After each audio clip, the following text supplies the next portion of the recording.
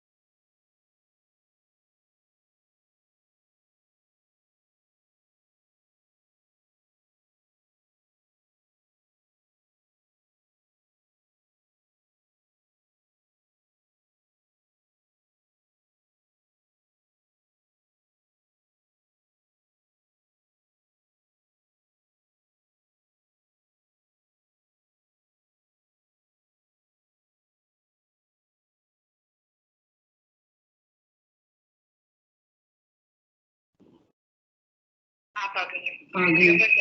अच्छा, अब I have to, ये मेरी, लेकिन मुझे वहाँ पे आवाज नहीं आ रही ना फिर से।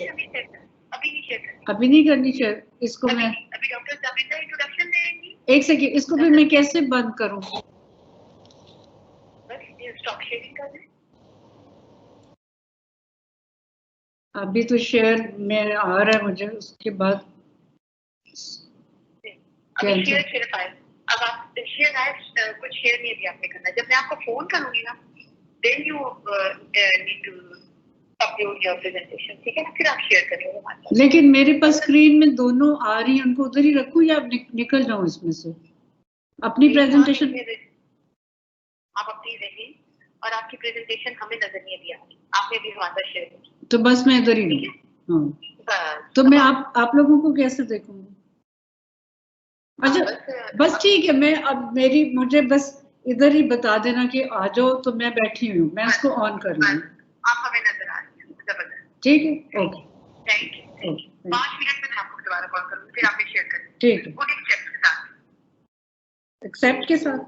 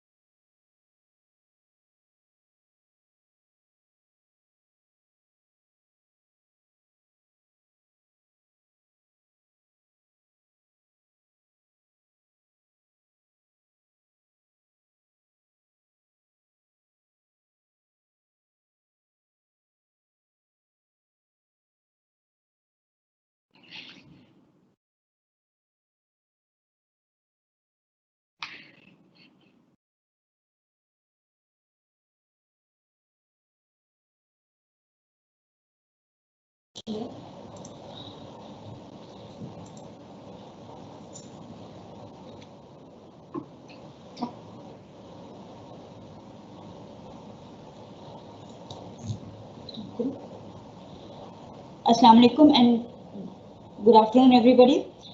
On behalf of Shaukat Khanum Cancer Hospital, I would like to welcome you all on this very educational session related to COVID-19 and its impact on gynecological malignancies. Today we'll be एक minute के बाद अब क्या करूं? ठीक है, करके 1 minute के बाद दोबारा शुरू करूं? अभी ना शुरू, जब वो मैं ओके आपके पास करूंगी ना, ठीक है।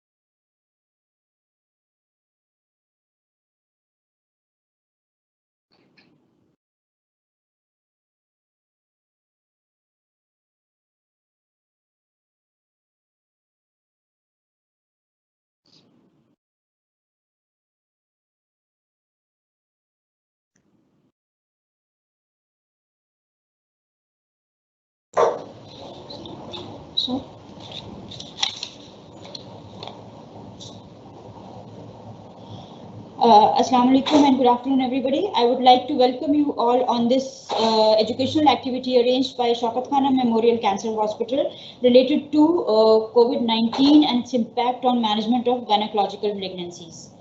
As you are all aware that the COVID-19 pandemic had a great impact on world healthcare system and economy, and this impact is quite unprecedented. The scale of COVID-19 pandemic inevitably necessitates modifications on how we would usually treat our patients and take care of the women who are diagnosed with gynecological cancers. The diverse and varied infrastructures available all across the world and the global impact of pandemic has led to us to think that there is no criteria that one fits all protocol that can be devised and applied on all the cancers.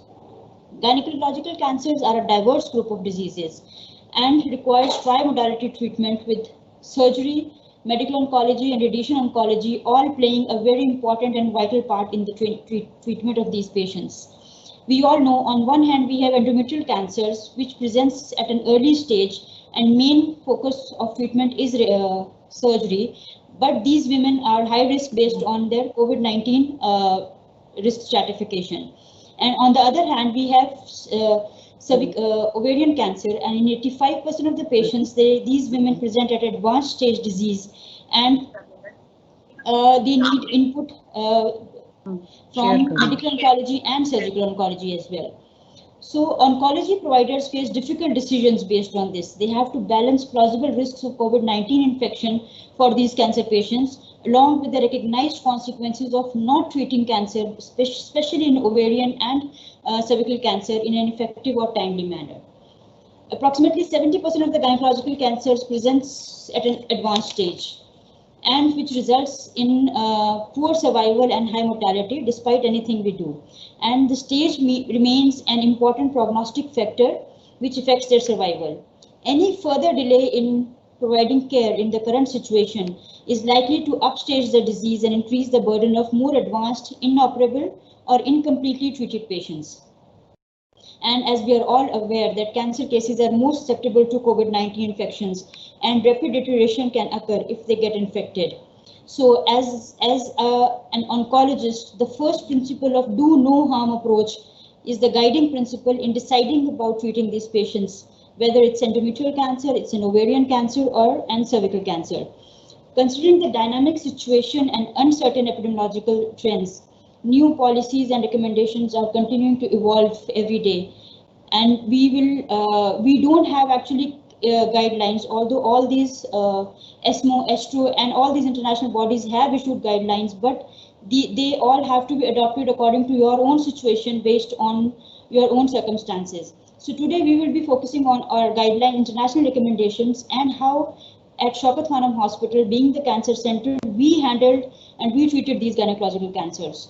So I'd like to invite our first speaker, Dr. Neelam Siddiqui. She's a senior medical oncologist and lead in ovarian cancer treatment. Dr. Neelam is going to talk about guidelines of epithelial ovarian cancer in the era of COVID-19. Over to you, Dr. Neelam.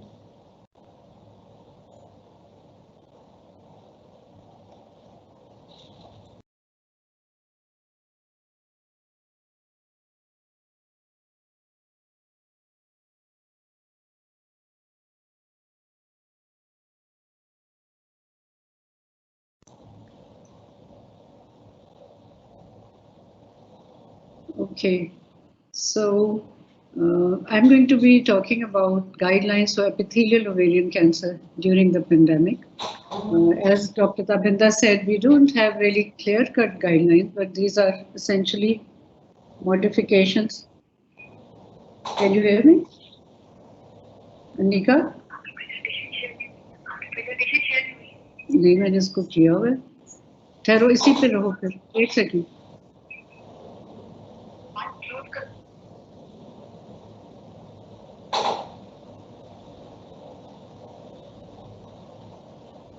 हाँ, mute किया हुआ है. इसको मैंने किया हुआ है वहाँ शेयर.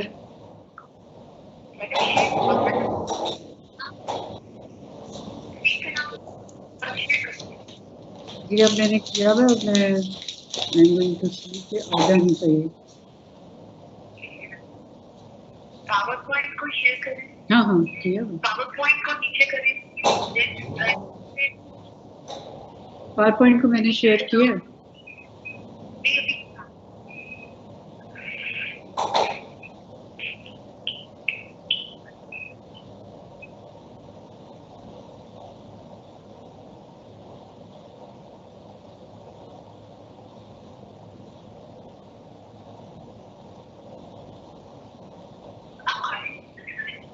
पावर पॉइंट का जो है ना वो इसमें नहीं आ रहा. मतलब मैंने खोला हुआ है. It's not uploading yet. वही कर रही हूँ. मैंने शेयर किया है. शेयर किया है.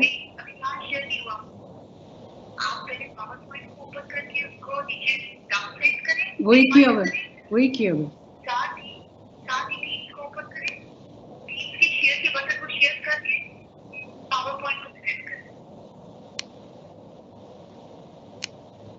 यही कर रही हूँ निका. पावर पॉइंट को फिर किया है.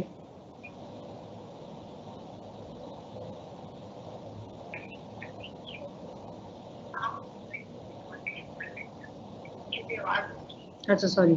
हाँ मैं नजर आ रही हूँ. अपनी टीम को ऊपर किया मैंने. मैं आप मुझे नजर आ रही हूँ. आप इसको जैसे मैंने आपको पहले बताया, आप अपना पावर पॉइंट को ओपन किया. हाँ हाँ ठीक है. अभी इसमें टीम का आइकन सेलेक्ट करें.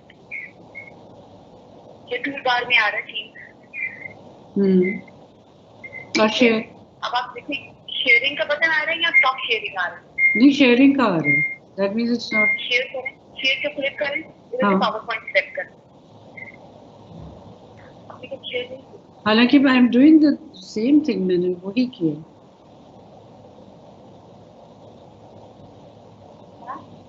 आई थिंक इसको अपलोड होने में it's taking some time.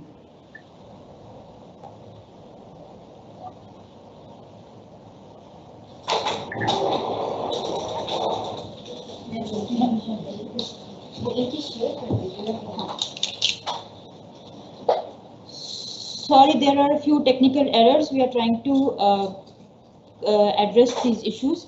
In the meantime, I'll request Dr.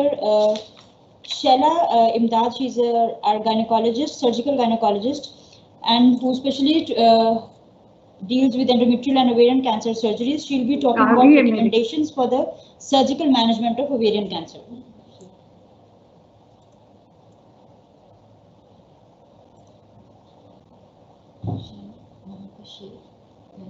लेका मेरी आ गई है. The number you have dialed is on another call. Please wait. आपका मिलाया हुआ नंबर इस वक्त एक और call.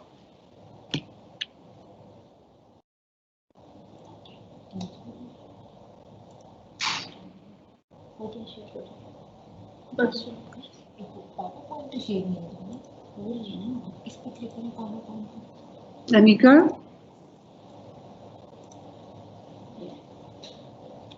Whoever you dialed is busy at the moment. Please call back later. आपका मिलाया हुआ card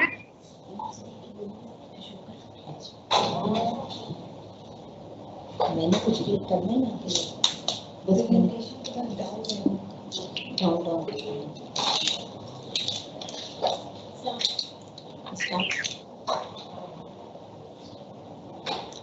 Assalamu alaikum. I am Dr. Shaila Ali and I will be talking for the next 15 to 20 minutes on ovarian cancer surgery during the coronavirus disease 2019 era. We are all aware that the coronavirus disease 2019 was first detected in the China as an outbreak, and this received a global attention. World Health Organization has declared it as an epidemic in January, and then later in March it was declared as a pandemic. Some are not happy with the World Health Organization, and they are saying that the World Health Organization was late in declaring it as a pandemic. It should have been done earlier. Coronavirus infection has spread rapidly during the early months of this year, and in the Pakistan, first case was reported on the 25th of February. The severity of this disease varies from asymptomatic patients to acute respiratory distress syndrome and multi-organ failure. In the following months, we all had a fear pandemic, and both pandemics are severe stress tests for the healthcare system in the Pakistan. The effect on the healthcare system is unprecedented, and the patients have overwhelmed the hospitals with the coronavirus disease and consumed the resources. This is not a primarily surgical disease, but this has affected the healthcare resources and the delivery of the surgical care to the patients. As surgeons, we are accustomed to treat patients aggressively with all means, like surgery, chemotherapy, radiation, after multidisciplinary meeting, discussions, and cross-specialty collaborations. The physical distancing measures have changed the way how we should collaborate with our colleagues and with our patients. This has changed the delivery of healthcare to cancer patients as well. The cancer patients are more prone to develop severe respiratory complications related to the coronavirus disease. The risk is more acute if they have received surgery or chemotherapy, and these patients should be using all necessary precautions to prevent them from this infection during hospitalization and during other public places. This is a recent graph from the St. John Hopkins University, which is showing the coronavirus disease in Pakistan and how this is trending now. In the May, the number of cases increased, and June we are hoping that we have seen the peak, and now this is downtrending, and hopefully this will remain like that in a downtrending fashion. Fingers crossed. To prevent from the coronavirus complications, we should be using pre-operative triage methods, which are of paramount importance. Ovarian cancer patients are usually detected in their later stages, and they are more prone to develop complications related to these infections. If the patients are tested for the coronavirus 2019, the false negative rate can be variable, and the false negative rate ranges from 15 to 25%. And hence, a negative test result should not be used as a sole guide for the management of the patient. We should prioritize the patient for the management, whether this is a curative management or a palliative management, their age, estimated life expectancy, stage of the disease. The European Association of Medical Oncologists has prioritize the patients into three categories: high, medium, and low priority patients. Likewise, we should arrange the outpatient appointments in these three categories. High priority patients are the symptomatic patients or the patients which are potentially unstable. Medium priority patients are the patients who are diagnosed recently and are asymptomatic. Low risk priority patients are the patients who are on follow-up visits, and we should be converting all follow-up visits to telemedicine clinic visits whenever it is possible to do so. Likewise, we should prioritize the patients for the imaging like tomographic, magnetic resonance imaging. We should prioritize the patient. For the surgical management, again, we prioritize the patients into high priority, medium priority, and low priority. High priority cancer patients are the patients who present with intestinal obstruction, bowel perforation, post-surgery complications, or the pelvic mass with torsion or causing urinary or bowel obstruction.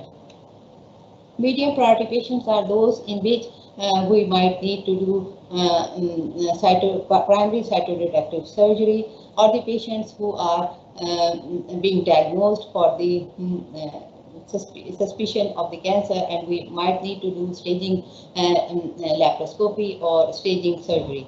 Interval debulking surgery are also medium priority patients. Patients who require palliative cancer procedures like diversion ostomies.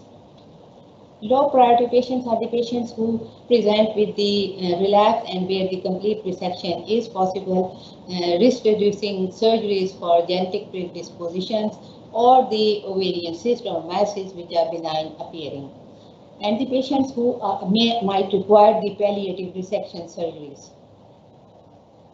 In the COVID-19 era, we should be managing the patients in early stage of disease, and surgery is considered mandatory in all of those cases. Patients should be having a total abdominal hysterectomy with bilateral self-angiochorectomy on the ovarian protocol, and fertility preservation may be considered in early stages where the childbearing is required. Staging lymphadenectomy during this era is controversial and better avoided. In advanced ovarian cancers, we should consider them for neoadjuvant chemotherapy, and we should delay the primary cytoreductive surgery.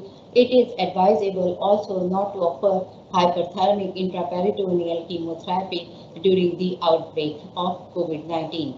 Patients requiring interval surgery may be recommended to continue with the chemotherapy, and surgery may be delayed up to completion of 6 cycles depending upon the resources available and the affected populations by the pandemic at that stage. Again, the British Gynaecological Cancer Society also recommends that for the advanced stage ovarian cancer where primary surgery is not feasible, neoadjuvant chemotherapy either with single agent, carboplatin or carboplatin with paclitaxel using the filgrastim where it is needed. Bevacizumab should be used with caution. Patients should also be tested for BRCA mutations, and they may assess the PAR inhibitors if they are tested positive for that. Now, primary cytoreductive surgeries should be planned very carefully. Where extensive procedures are required, surgery probably should be avoided, and histological diagnosis can be obtained by other means like image-guided biopsies and by laparoscopy. In case of active infection with the coronavirus disease, we should delay surgical or medical management. All the histopathological specimens should be considered potentially infected. A recent publication has shown that if the specimens are fixed with the formalin, they can inactivate the virus. If necessary, we should transport the fresh specimens to the laboratory with all necessary precautions to prevent the contamination. Now I will be talking about the laparoscopic versus open surgery in relation to the ovarian cancer and the risk of contamination during the coronavirus disease pandemic. There is possible contamination of the staff working in the OR during open surgery as well as during laparoscopic surgery. Studies on the DNA viruses have shown that the virus particles may be present in the surgical smoke, but we don't have any clear evidence regarding the RNA virus, whether they remain active after exposure to laparoscopy or not. This is a comparison between laparoscopic and open surgery. Area of risk is more with the aerosol. In laparoscopic surgery, aerosol dispersal is intra-abdominal and is limited by the filters and logs. In open surgery, this is in unconfined dispersion and this is not filtered, and less aerosol is formed during open surgery. Likewise, smoke, this is confined in conventional laparoscopy and this is filtered. In open surgery, there is maximum exposure of the smoke.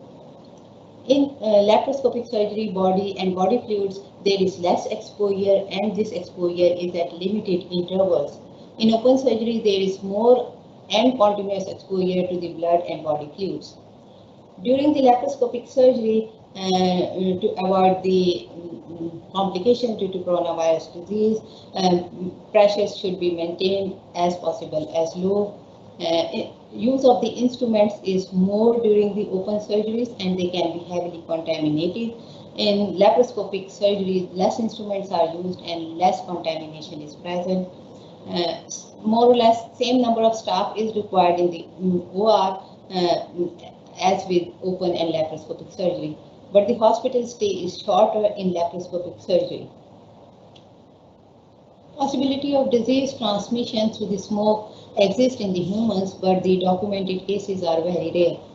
Healthcare providers should be using all means to protect themselves using the personal protective equipments, ultrafiltration systems on the trocars to reduce the contamination. In case of coronavirus disease, if somebody is positive for this disease, surgical management should be delayed for at least 15 days. During that time period, alternative treatment may be considered. CT, computed tomography scanning of the thorax can potentially rule out the abnormalities which are suggestive of COVID virus 19 disease. But in asymptomatic patients, this examination is of limited value.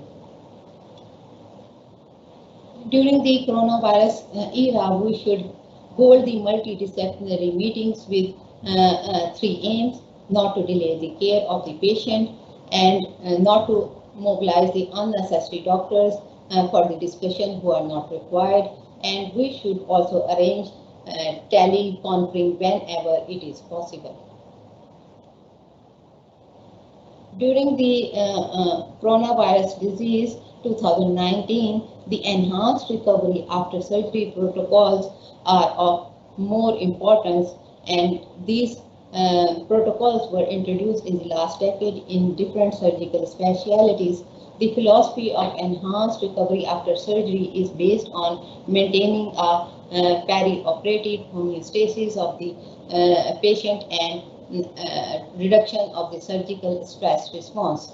The benefits are of paramount importance during this COVID-19 era, that the hospital stay is reduced and they can also decrease the post-operative complications in low to high complexity gynaecological surgeries.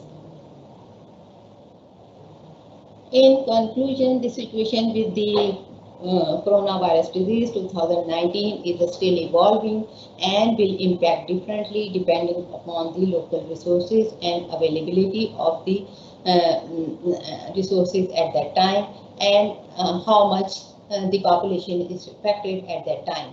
Decisions may vary depending upon the local circumstances as the pandemic evolves. The pandemic has affected the ovarian cancer care and perception of gynecologists as well. Thank you.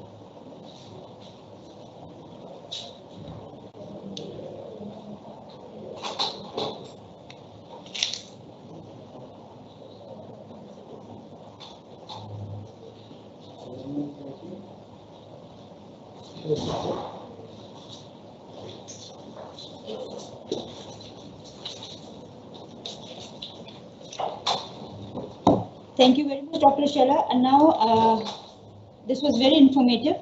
Now, I would like to request Dr. Neelam Siddiqui for joining us live. She'll be talking about guidelines of epithelial ovarian cancer in current pandemic, which is affecting actually the ovarian cancer the most in this situation. Thank you very much, Dr. Neelam, for waiting, and we are sorry for the initial trouble. Over to you now. Thank you.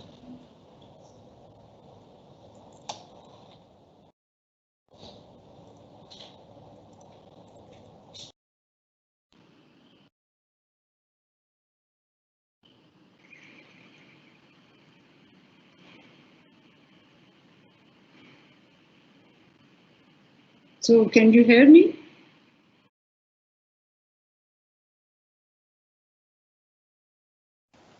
Yes, please start. Okay. And you can see my slide also. Okay. So Dr. Shaila already gave you some update about ovarian cancer. So I'm going to be talking from the perspective of medical oncology. And as Dr. Shaila mentioned, that I think that every new patient normally also should be discussed in a multidisciplinary meeting, especially for ovarian cancer, because it's always a joint effort and you can't do things in isolation, but more so in the times of COVID, because we need to be discussing not only the patient's diagnosis, plan of therapy, but also how vulnerable the patient is, what are the resources, and what is the standard therapy, and what would we recommend during the period of COVID-19. So these recommendations are from different societies as well as experience when you get first-hand experience from dealing with patients. And the most important thing is that we need to discuss with the patient and family that how it's going to be different during COVID time and what is the risk versus benefit ratio whenever we make a decision. So as you know that the main therapy and standard therapy is for ovarian cancer is usually debulking surgery and with maximum cytoreduction followed by adjuvant chemotherapy. However, with the risk of infections and mortality with surgery seems to be quite high, and this is a study published in Lancet recently of more than 1,000 patients, and they looked at 30-day mortality of patients. It's only 3 months data that they collected, and the results were quite astonishing that 26% patients were actually COVID positive, and 30-day mortality was 23.8%, with more than 50% patients having pulmonary complication. As well as the observation was that a diagnosis of cancer was an independent risk factor. That's why we need to, modify our guidelines, and that's why surgery shouldn't be like immediately take the patient to surgery. We have to always keep that in the background. That when can be delayed, prioritize according to different guidelines. So if you have a case of suspected ovarian cancer, surgery is recommended, but see if it can be delayed, especially in patients who are younger patients, premenopausal, RMI is risk of malignancy, the score is less than 200, and clinically the patient is stable, then you may be able to delay or postpone the surgery for some time. In early stage, so if you have a diagnosed patient, stage 1 and 2, primary debulking surgery is done, and then the adjuvant chemotherapy is standard of care. Now that's actually considered medium priority, and we can really delay chemotherapy about 4 or even 6 weeks, so that the risk of infection possibly is less. And when we're thinking of chemotherapy in ovarian cancer, we need to have an approach which is according to the histological type. So of course the stage is important, and majority of the patients would require adjuvant chemotherapy. But looking at the histology is extremely important, which I feel tends to get neglected sometimes. So if you have a high risk, high-grade serous or endometrioid carcinoma, they do need to be treated like your routine practice. However, if you have a mucinous carcinoma 1C2A, it's not a very chemosensitive tumor, and you could consider in a vulnerable patient that whether you have to give chemo or not, and maybe delay it if you have to. And if there are low-grade tumors like low-grade serous, endometrioid, clear cell, and expansile form of mucinous carcinoma, then all those surgeries are recommended. But nowadays, if it's an option, then consider risk-benefit ratio with the patient and consider other modalities, which I will discuss later. So those patients that you decide to give chemotherapy, standard of care is carboplatin, paclitaxel, 3 to 6 cycles if it's early stage. But in some patients who are vulnerable, like elderly, diabetic, obese, hypertensive, or who have more complications with COVID, then in those patients you may give carboplatin single agent, and that too you could give it 4 weekly, and you can decrease the dose, maybe give it EOC 5 to 6 in these patients. So you have to adapt your chemotherapy cycles and the doses as well. Now we come to advanced stage disease, that's stage 3 or limited stage 4. So, obviously chemotherapy surgery in the beginning is not recommended. You start with neoadjuvant chemotherapy, and usually the recommendations are in normal circumstances that interim debulking surgery must be done after 3 cycles. And now, according to the COVID, it has been categorized as semi-urgent. So priority is 3A and B. And adjuvant chemotherapy also, if you have to give, you can delay it for 6 weeks or so. And neoadjuvant, we know from different trials, and this was the randomized trial, phase 3 trials, in which it was shown that, in stage 4 and stage 3C, you could start with chemotherapy, neoadjuvant chemotherapy.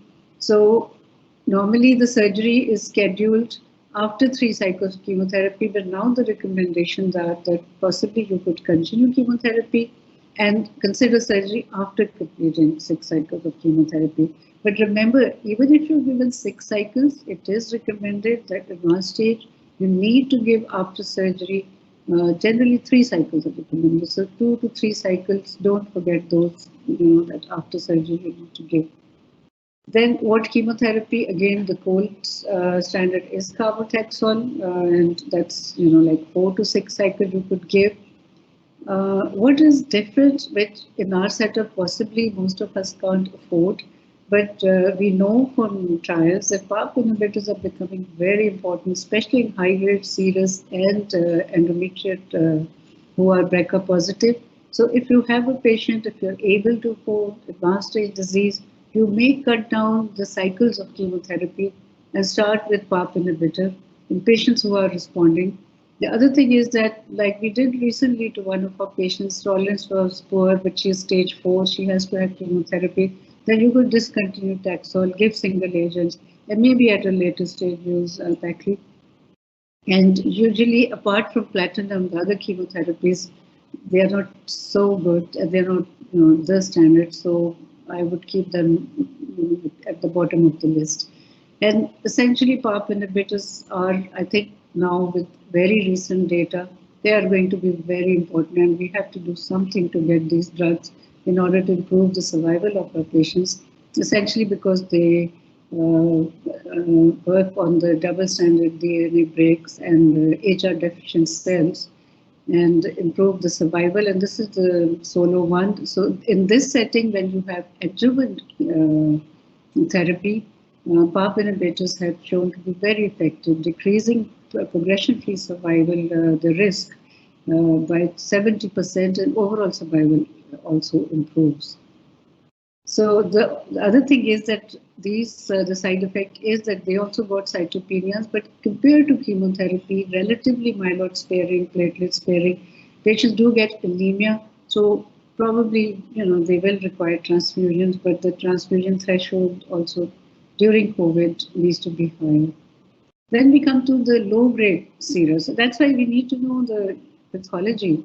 In low-grade serous, even last year at ASCO, it was presented that role of maintenance hormonotherapy in upfront setting is coming up. And, like the survival, there's a huge difference if you just observe. So maybe these patients, we don't give chemotherapy, and low-grade, we could go to, or give 3 cycles, 4 cycles, depending on the tolerance, and then go to endocrine therapy, and we expect quite good results. And AIs are now, considered to be the maintenance therapy for such tumors, and prospective trials are awaited. But during COVID days, we could, utilize this evidence and utilize it in our clinical practice. So those were all early stage ovarian cancer patients with curative intent. Then we come to the patients who come back with relapse. Again, we all know that those patients who come after a year or 6 months to a year, platinum-sensitive disease, carboplatin, paclitaxel, usually you may give again. But I think we need to also think that if we can give a protocol, which you can give it every 4 weeks rather than weekly or 3 weekly, so that will be more practical these days. So liposomal doxorubicin added to carboplatin is probably, would be the choice if you are able to get the drugs.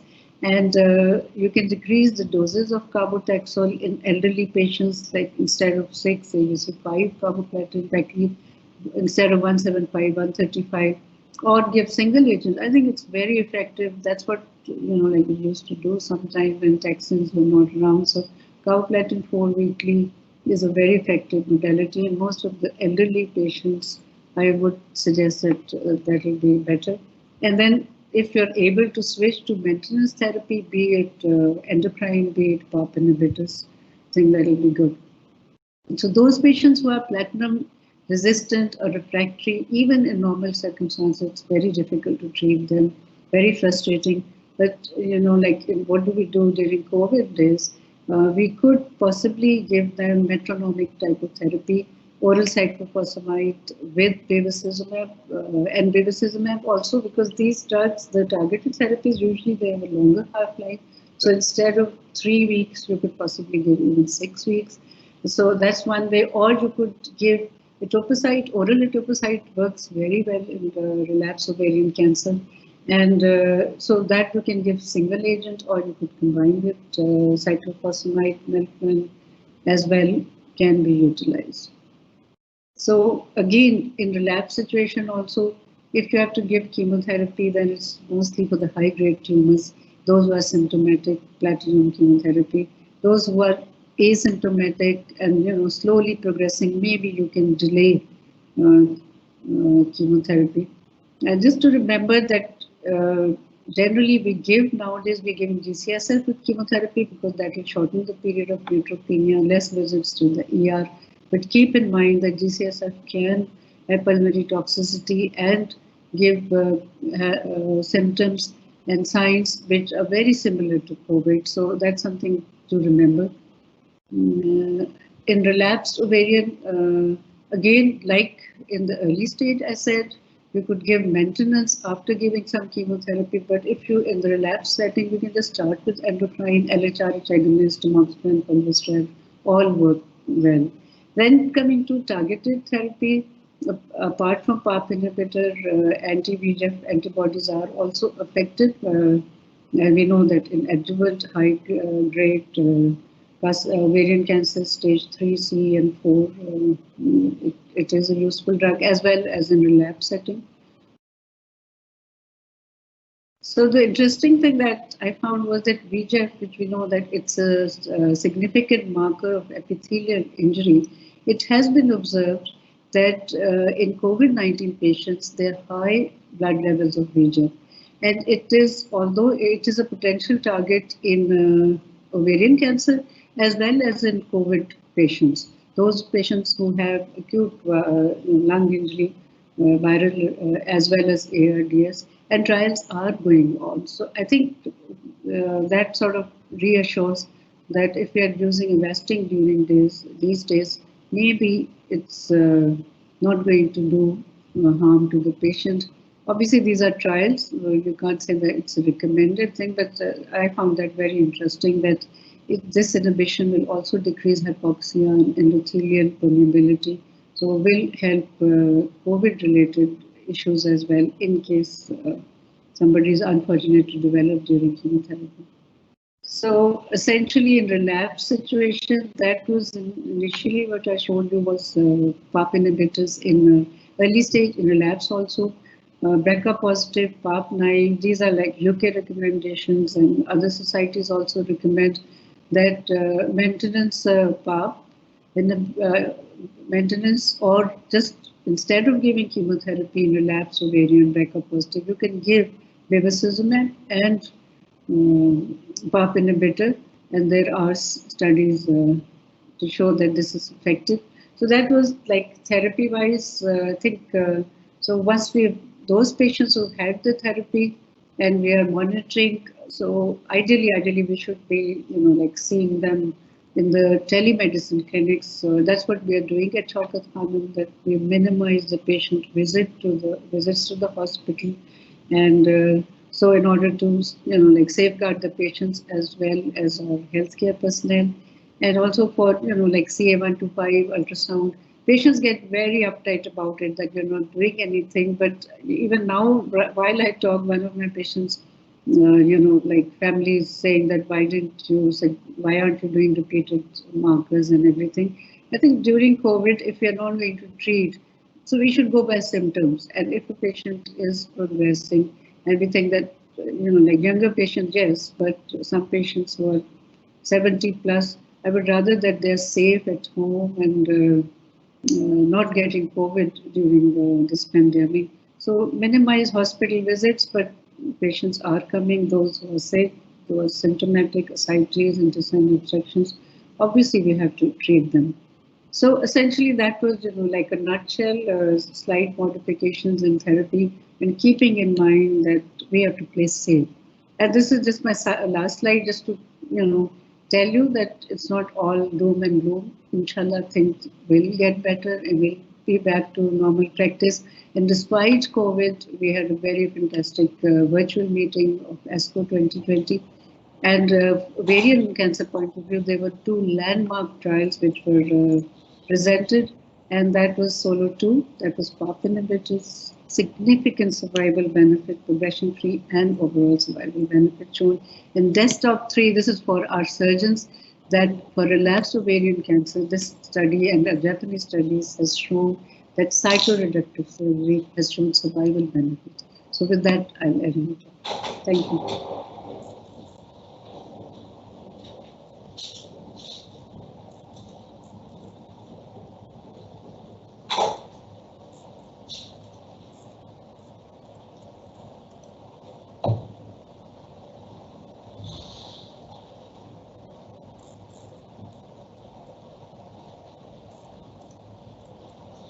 Thank you very much, Dr. Neelam. So the key message over here I got is that PARP inhibitors are the new era in ovarian cancers, and certainly in our circumstances, we should be looking at getting this medicine for our patients, especially in advanced ovarian and high-grade serous carcinomas, where we are short of choices in terms of chemotherapy. So moving on, next I would like to invite Dr. Rehan bin Asif. He's a gynaecologist surgeon at Shaukat Khanum Memorial Cancer Hospital, and Dr. Rehan is going to talk about endometrial cancer in era of COVID-19. Over to Dr. Rehan then.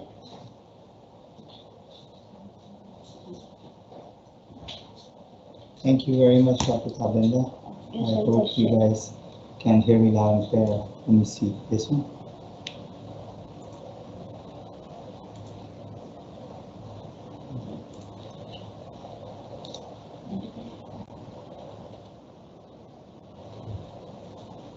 Thank you very much, Dr. Neelam. That was an interesting perspective you gave us in COVID-19. My talk is not a formal talk. We are in a very crisis situation, a very unique condition throughout the globe, where we've been facing COVID-19, which is, a novel virus. So I'm going to tell you about our perspective and what we have done in the last few months, and that's going to be an interesting thing to look at. As we all know, WHO declared COVID-19 the novel severe acute respiratory syndrome coronavirus 2 back in March 2020. So far, we don't have a vaccine, neither we have any effective medical treatment, unfortunately, but there are things in the pipeline, and we are hopeful that by the end of this year, if not, early next year we'll have some effective therapy. So far by CDC and WHO, we have recommendations including increased hygiene, vigilance, using masks, social distancing, screening, testing, and contact tracing to be organized by the governments. So the rationale, when we started having this COVID crisis back in late March, the institution started thinking about delaying the surgical side of the cancer situation. Obviously, everybody has this big question that why do we have to delay elective surgeries? As we all know, during COVID time, we have to conserve our resources. Conserving resources meaning that your supply chain is totally halted. And in certain cases, we don't have essential supplies here available. So when you don't have essential supplies available, you don't have resources available, that becomes a tricky situation in crisis. So you wanna conserve your resources. That's the first and foremost thing. The second thing is limiting viral spread. So obviously, not only you wanna limit the viral spread to your patients, you wanna also limit viral spread to your colleagues, the physicians. You must have heard buck stops at the physician. So obviously in Pakistan, where there is one physician for every 2,500 or 3,000 patients, you can imagine that conserving and saving our physicians, which are already very limited in numbers, is very, very essential. And then obviously minimizing the surgical risk. And we'll talk about the surgical risk in a second too. What are the surgical risks during this COVID-19? Though we have very limited data so far, but the data is very impressive. And that tells us that yes, you have very limited options right now, right? So this was an observational study that actually an international multi-center study, observational, almost a little more than 200 centers participated in it. Around 1,200 patients were observed 7 days before the surgery and COVID exposure 30 days after the surgery, so perioperative time. During that perioperative time, we realized that almost quarter of the patients had mortality during this time who were COVID positive. And at the same token, the respiratory complications were almost 50%. So you can imagine the mortality and morbidity during this time, 7 days prior and 30 days after the infection, after the surgery, who got infected, it was sky high. So the consideration based on this data, the consideration was given that we should postpone all the non-elective, all the elective procedures and only perform urgent or emergent procedures. So every surgical specialty came out with their own emergent situations and reasons where they can actually participate. We have ESMO and SGO both came out with high priority, medium priority, and low priority. Before I go into that priority situation and priority details, I want to tell you a little bit about what does delaying surgery impact, especially in endometrial cancer. So 4 years ago, about in 2016, Shalowitz, David, he is from Pennsylvania. At that time, he was in Pennsylvania. Now I think he's in Wake Forest. So he actually published data. He collected about almost 200,000 patients who had endometrial surgery, and through National Cancer Database, which almost carries almost 70% of the data in US. So when he looked at the data, realized that he stratified the data into low risk and high risk patients. So low risk were grade 1, grade 2 endometrial cancers, and high risk were grade 3 and non-endometrioid cancers. So he stratified into two groups. After stratified, he actually looked at the time period between the diagnosis and the surgery. And that was the vital part, because that actually tells us how long is it safe to delay, if we have to delay, right? Which is the basic paradigm during these days. So after looking at the data, he realized that surgery in the first 2 weeks after the diagnosis of endometrial cancer was associated with worsened survival benefits and elevated perioperative mortality and treatment. And that was an interesting fact. We didn't know that, but realized that this is a very, very important fact. Delay in surgical treatment was a risk factor for mortality in low risk cancers only, right? But was associated with poor access to specialty care. Most of these surgeries were done at, I guess, less low volume hospitals. Then they put forth a suggestion that the best time for surgery is after 2 weeks and before 8 weeks. That's the optimization achievement during that time. Survival from high-grade endometrial cancers is largely determined by factors which are not dependent on the surgeon purely or the time of surgery. Obviously, there's a lead time where we know that doing endometrial surgery from almost 8 weeks to actually 16 to 18 weeks is a reasonable time. But it basically depends on, and I'm talking about high-risk endometrial cancers like grade 3 and non-endometrioid cancers, stage of the diagnosis, occult spread, as we all know that they have that occult spread, and decreased responsiveness of the tumor to adjuvant therapy like chemotherapy. In other words, when you fast track the patient,